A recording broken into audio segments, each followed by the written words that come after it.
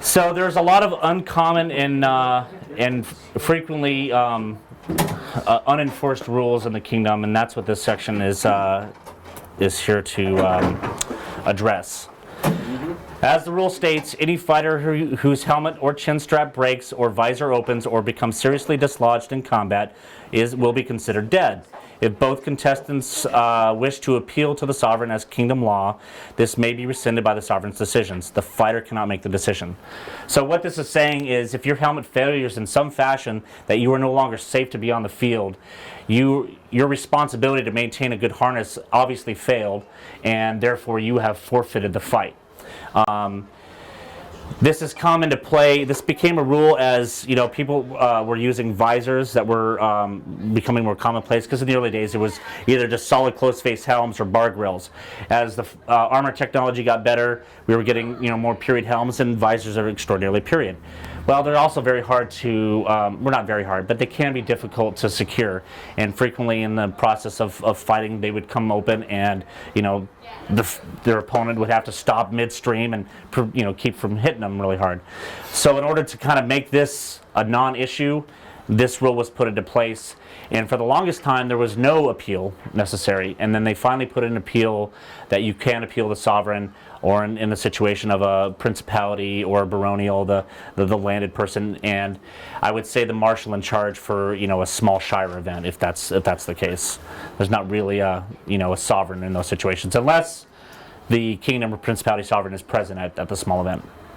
And the reason this is also brought up and how it's frequently misinterpreted or misenforced is Heinrich and I are fighting.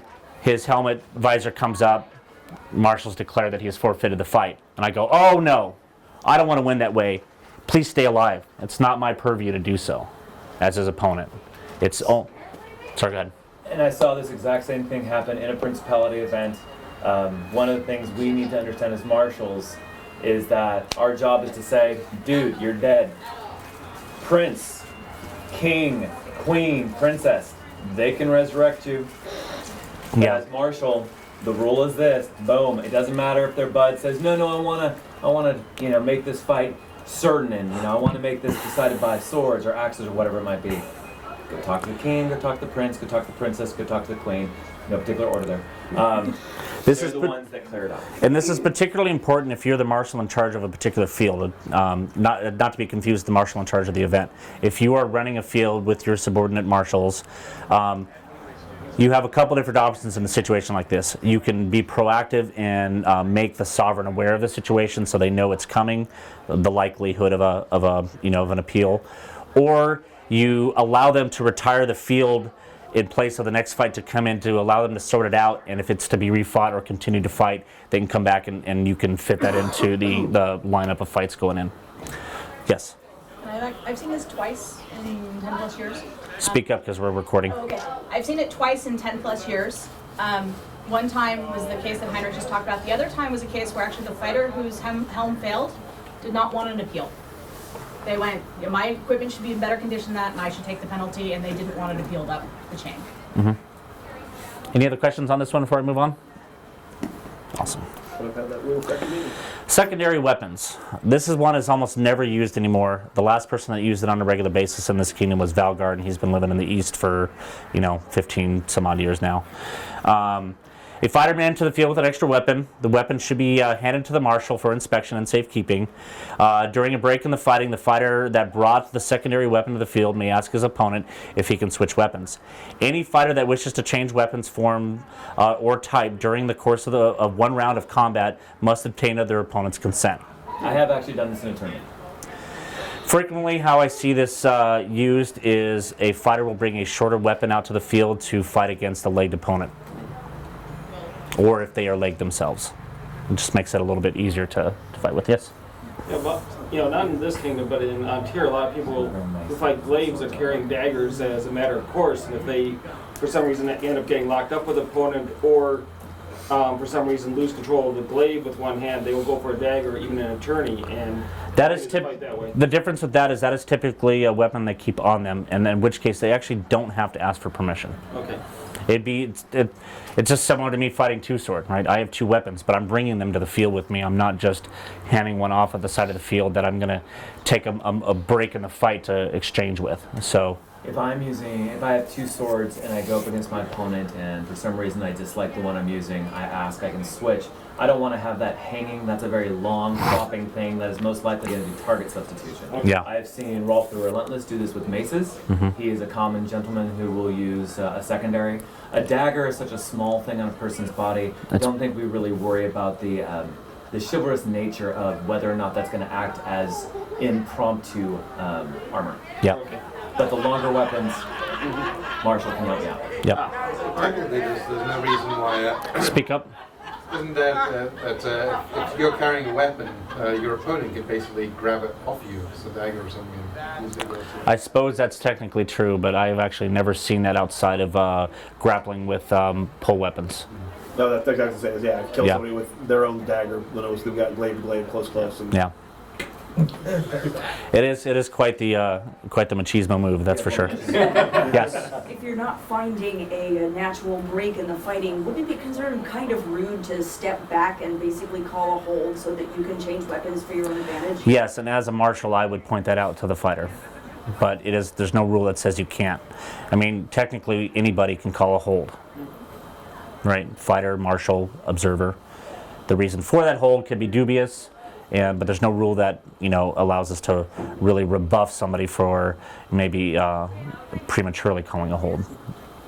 One question is what about if a fighter, brings a secondary shield to a fight? Say he's going up against somebody that's fighting sword and spear or something, and switches to a war shield in the middle of the tournament to fight that particular fighter, and then switches back to something else for the rest of the tournament. Well, taking a different weapons form out to a fight that's different from the ones prior to or subsequent to the fight you're in there's nothing that says you can't do that. Okay. yeah, inspected. Yeah, as long as it's been inspected. Now, swapping out shields in the middle of a single fight is not really addressed, to be quite honest, and I would recommend against it because that's going to come off really cheesy, even more so than my personal opinion, if you will, is that secondary weapons are kind of cheesy, but the rules do allow for it. They don't really address secondary shields. Any other questions? Corkscrewing. When one combatant is kneeling and the other one is standing, it is forbidden for the standing opponent to circle or corkscrew the kneeling fighter. A bout stays close to 180 degrees is usually considered acceptable. If the kneeling combatant moves with the standing combatant, there is no corkscrewing. Corkscrewing is a safety and honor issue. No fighter is required to defend themselves from a flat snap from behind. Does anybody know what corkscrewing looks like? Yes. Show of hands if you do. Do you not? Do you not? All right. Example. Taking his legs, he's a kneeling opponent. Fight, fight, fight, fight, fight, fight. Now this isn't covered in the crowding thing because I'm not crowding him. I'm just using his disability of being on his knees to gain what would be an advantaged position around the opponent. As the rule states, going to the 180 degrees is acceptable, but once you start moving around the opponent, then that is an issue. Now, if I step over here and he moves with me, I'm not corkscrewing him, right? Right. So that's what corkscrewing is. Does that make sense, you guys? Yes. This slide, I think, was its origin came from seeing some tournaments where we had some problems with marshals who were not willing to Enforce be a it. little bit loud. When we are on the field and we see something that is clearly against the rules, even though we as marshals try not to break in the flow, try not to interfere with the fights, it is still our job that when we see something that is absolutely illegal, hey, you're corkscrewing, loudly, just to make sure that in the heat of the battle, the person who's not trying to be a dick goes, oh, I'm sorry, and then it will reset and the fight can continue in a fair and legal manner.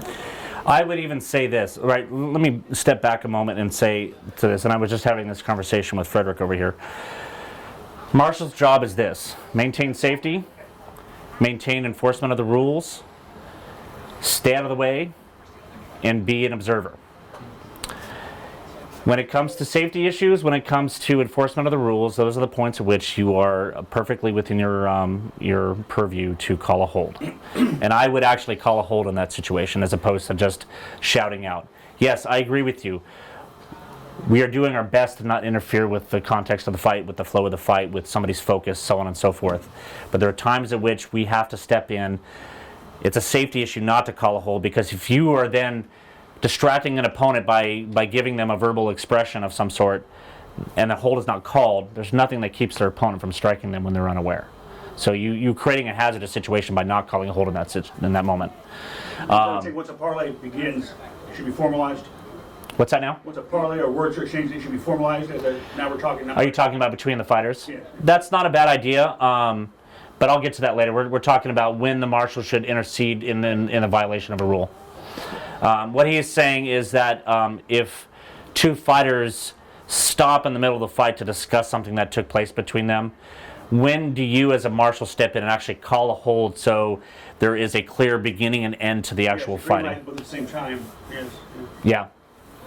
And I would say that it's important to have that clear break and clear beginning once again. Yes.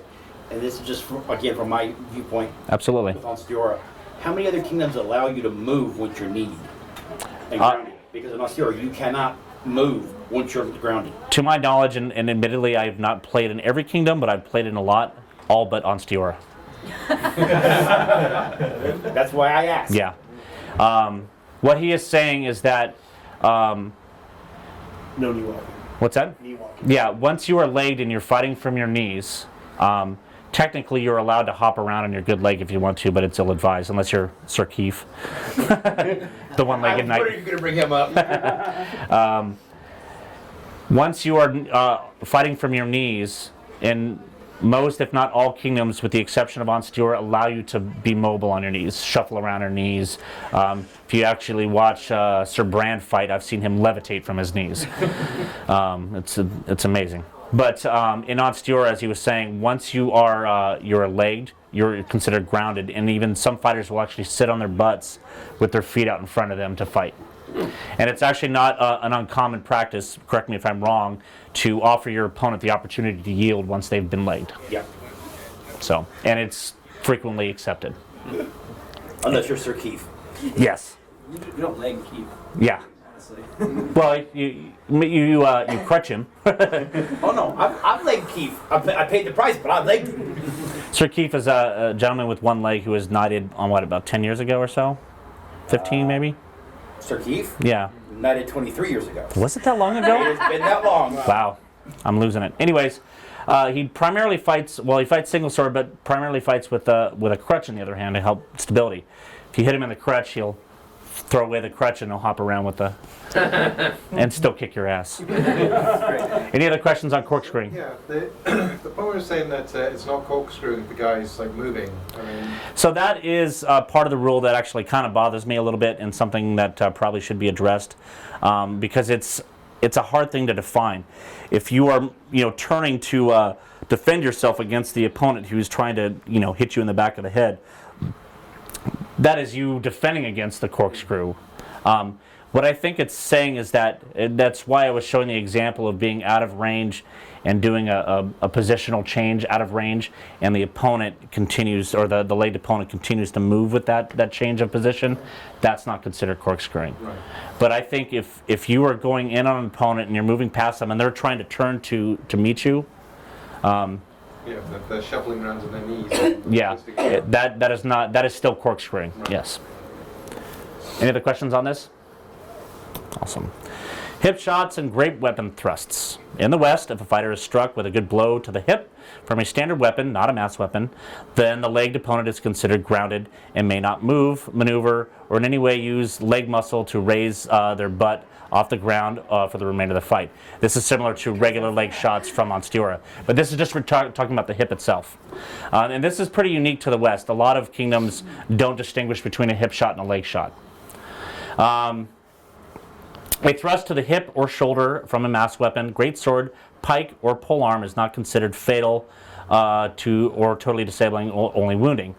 So These are talking about the exceptions to the mass weapon to a shoulder or hip joint rule. And I'll step back and say what the rule is. If you're hit with a mass weapon in either the ball socket of your hip or on the shoulder anywhere, you're dead. You don't just lose that arm or lose that leg. Mass weapon, single-handed ones include mace, axe, maul. I don't think there's any other ones. Great weapons. Any two-handed weapon, basically, any two-handed striking weapon, that is, has the same effect of hitting the hip. But if it's a thrust, that doesn't matter what weapon it's from. It's just taken as a regular shot. And if it's with a single-handed weapon that is not a mass weapon, a hip shot grounds you, similar to how on steroid treats regular legged opponents. And that means you just can't move. You sit your butt on the ground and stay there. And it's our job as marshals to watch for that. Very frequently, come on over, and I'll be the lead opponent this time. I've been hipped, so I'm sitting my butt as much on the ground as I can. You know, I'm going to fight and fight, but it's so ingrained sometimes that you want to raise up to be, to execute your shot. And it's our jobs as marshals watching a fight, and that's why when somebody says hipped, you want to be, don't say very loud. You want to make sure that you understand that they've announced the fact that they've been hipped. And you're watching for them. If they do that raise up to execute a technique, then you have to step in. If the fight was concluded as a part of that, say he delivered a killing blow, you step in and say, well, you raised up when you fired that shot. You may want to reconsider the shot there. Any questions on this? Seems pretty important for war. Spears and... Yeah, but... It doesn't... I've fought in a few wars. I can't remember this ever happening to me. Yeah. It's one of those rules that's absolutely in the book, and yet we don't actually remember it very often because applying it to our scenarios happens so infrequently. Yeah, and actually I see it very infrequently in wars. Usually you're just killed, or outright legged. And I think that's a function of the larger shields you see in wars. But yes, the targets are, you don't usually get a hip as a target anyway. And frankly, as a marshal in a war, you have a lot of other things that you're worried about looking after. And yeah, if you see it and you see a couple guys isolated off to the side, and you see that happening, sure, mention it. But frankly, in wars, it's the least of your worries. One of the things that we have as an opportunity for marshals is we are the experts in the rules. If we can be experts in the rules, we can talk to fighters from outlying areas, downtown areas, whatever areas, and let them know, no, this is actually the rule. Yeah. We can say, oh, that guy got hipped by a pike, and he goes, oh, I'm dead. He walks up, it's like, actually, dude, you're alive. You're just hipped. We can actually spread the information because until Brian decided smartly that marshals should read the rules on a regular basis and have a copy with them on a regular basis all the time, I went through the rules, reread them, and found that and said, oh, that's an interesting one. I think I'll put that in the slideshow. So we can educate, and by educating, we can help the culture and make sure everybody knows what's going on. You bring up a good point about carrying the rules with you. It's it's a 58-page document. It's kind of a pain in the ass to carry around. You don't want a binder in your bag. So I started doing these. These are little pamphlet forms. Go to Kinko's, give them your document. Also on smartphones as well, or other web devices. But keeping the rules with you is a fairly easy thing, and frankly, if you're out there, especially in a war where it's a really big issue, there's a lot of in war scenarios you have a lot of people who just come to those events, right? And sometimes it's just that war. You'll have people that their entire SEA experience is only Penzig, only Estrella, only Gulf Wars, right? Only Great West. So wars inherently are the situations where rule violations happen a lot. And so having something with you at wars is really important. It's most important at tournaments, usually when you're doing inspections, because that's where you're going to have the most questions about a particular ruling. I like to say that I know all the rules, but I frankly I don't. Right? I'm the guy who should in this kingdom, but I don't. Right? I don't have a photographic memory. I got them all pretty down pretty well, but not all of them. So I carry one of these with me all the time, and I'll be giving out at least one of these today. All right. Any questions on the hip shots and great weapons and such?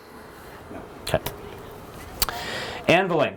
Blows repeatedly blocked by a weapon in contact with a fighter's helmet, body, or shield at the moment of impact may, at the sovereign's or marshal's discretion, be considered to have been broken or to have broken the blocking weapon. If the weapon is considered broken, this will force the fighter to forfeit the fight unless a secondary weapon is carried to the field, or the opponent chooses to allow the fighter to rearm with another weapon. In the West, the defending fighter will be forced to continue the fight with a different type of weapon. Anviling. Does anybody not know what anviling is? I'll be honest, I'm not very familiar with it because it was just. Easy one to demonstrate. Yeah, hand me that broom, would you please? All right.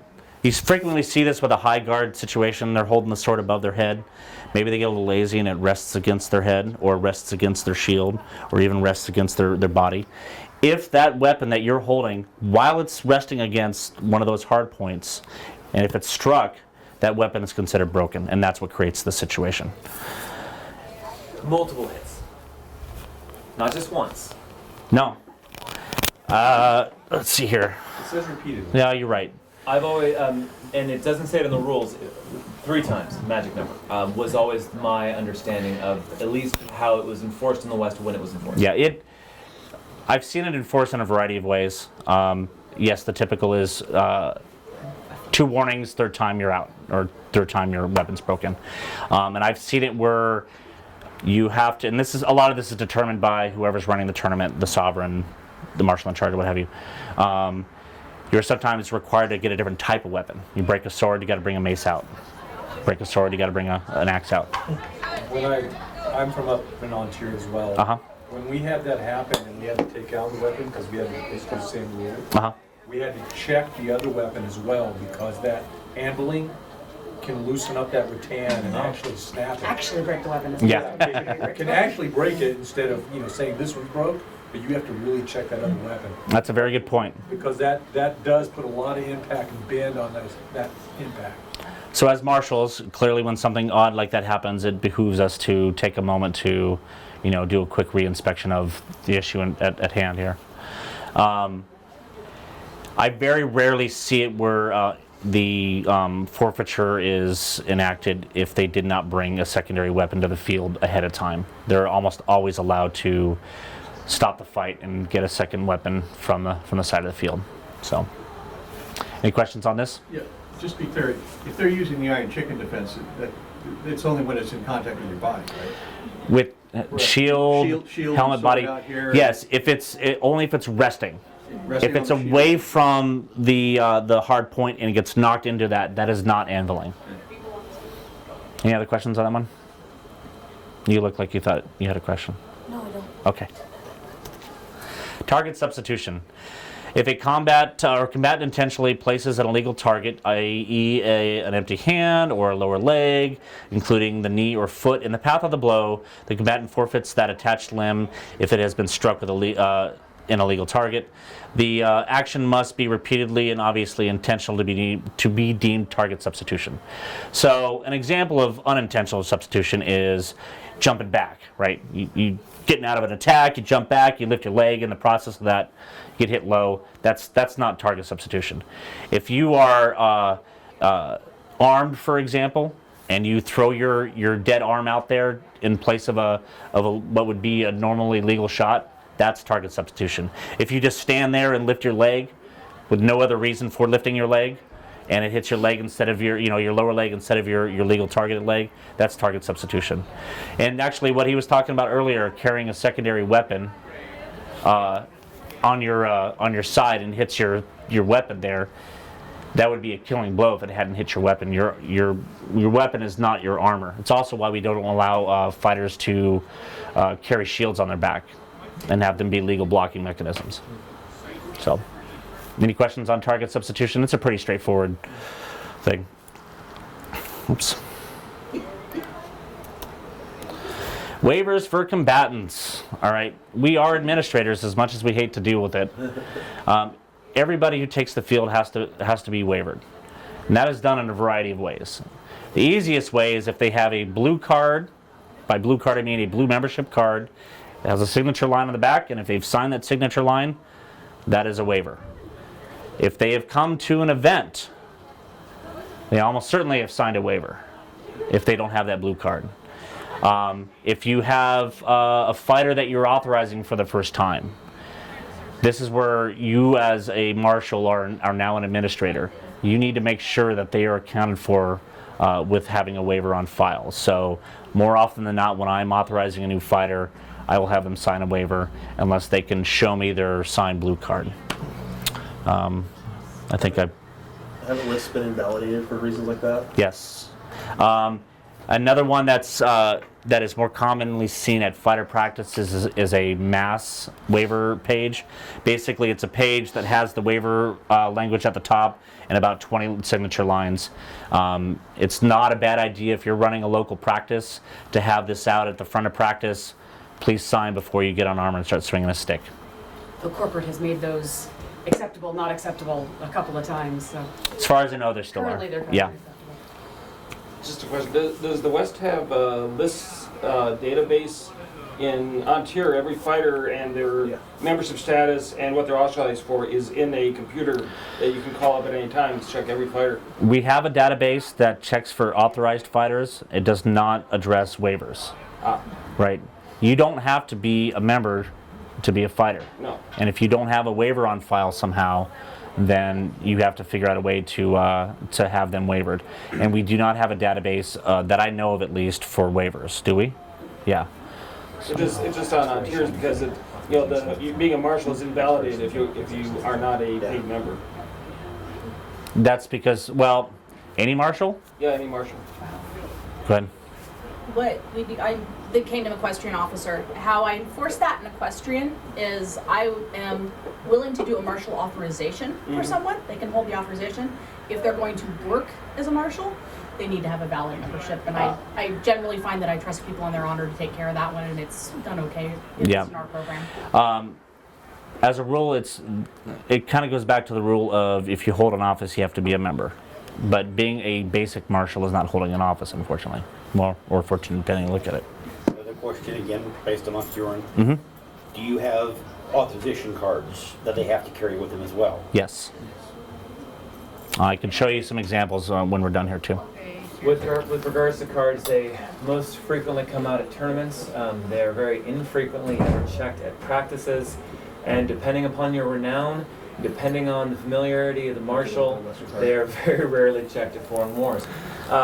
This situation was kind of the idea of reminding our marshals, hey, men and women, you are the gatekeepers of our insurance. Mm-hmm. We lose our insurance, we don't get to fight and have all this cool activity. Yep. We get to keep our insurance with one little single piece of paper on a clipboard asking the fighters, hey, sign this, hey, sign this. And also, with the proliferation of private practices, if you're the marshal and it's your house, you want to think about having that piece of paper so you got some liability coverage. Otherwise, it's your house if someone gets hurt. Yep. So this is just an idea of reminding the responsibility and the safety that is behind you from corporate, from the SCA, if you just sign a piece of paper. Another situation where this becomes particularly important is we allow for non-authorized fighters to arm up and participate in combat in practices or practice sessions at events. This does not mean that they can be unauthorized and enter Crown list or in a point of discussion when I first took this job during the Roses challenges at Crowns as well. It's a sanctioned fighting event. They have to be an authorized fighter. But in the situation of practices, we allow for unauthorized fighters to put on armor and fight because it's a way that they can train and become prepared to become an authorized fighter.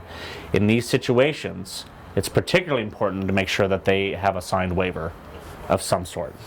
And it doesn't hurt to have them sign it multiple times if they've come to multiple practices to train while they're not authorized. It would be lovely if we thought that our marshals checked all of our fighters at practices equipment every single time they went out. We do a good enough job doing that at events. I can't think of the last time I was out of practice where anyone asked me if I was wearing all the appropriate armor. Then you throw in someone who is brand new and may not be wearing appropriate armor.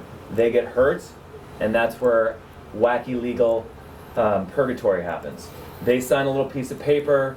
They're recognizing that they have a familiarity. They understand that it's a dangerous activity. This is the place where the lawyers and the paperwork works in our favor. Agreed. Good query. Is there a resource online for a mass waiver or something? There is, actually. There are 2 online resources for marshals in this kingdom. There's a Yahoo group, which is, for the most part, unused.